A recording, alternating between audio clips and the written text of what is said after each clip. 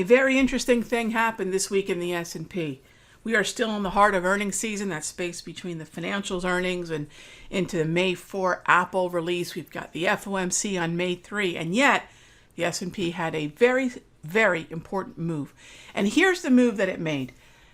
First of all, we've had moves that turned the overall, you can see here, daily time frame into an uptrend. This lower row of the multi-trend, when green, indicates that buy the dip is valid. We can be dip buyers once we get down to support. Of course, support being this zone of the daily price movement ranges ideally. Even when we move into a neutral yellow market, if the trend that preceded was up, it's a whole lot easier to be bullish. This is the move we saw right here. And we're ending the month and we're ending the week with this. On the 27th, hit the daily price movement range. And here we are almost to the April highs at 41.98. This would have been a far more exciting conversation if we broke 42. But we've made an important move because we bounced off support and ended the month strong, right? We ended the month strong.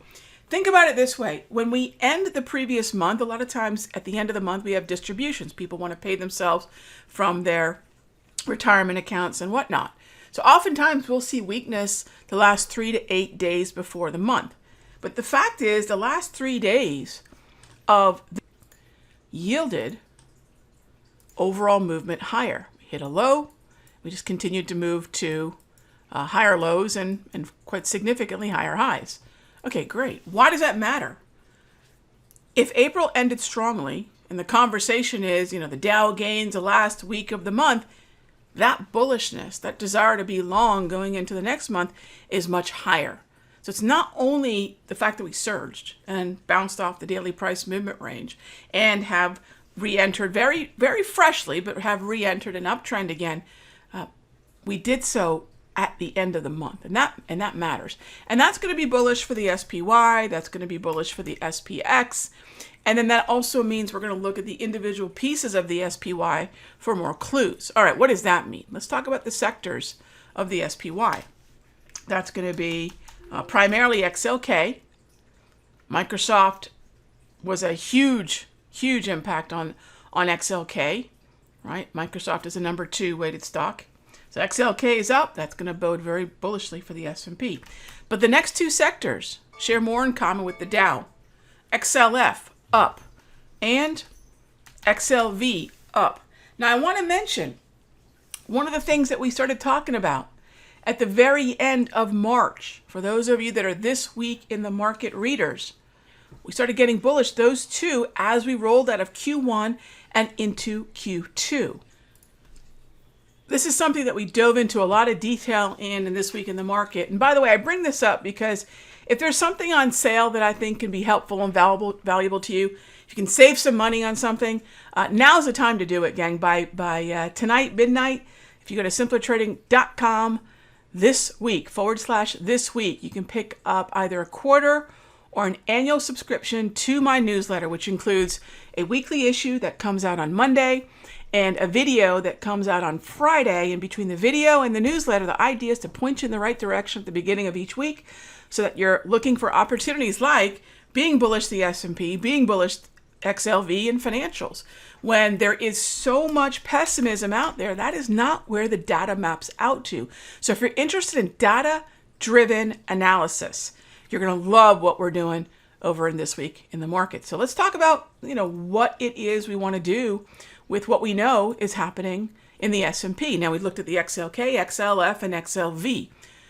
That would also mean, as we're moving forward, seeing higher highs in the S&P is very much going to rely on, obviously, XLK. We've got Apple coming up.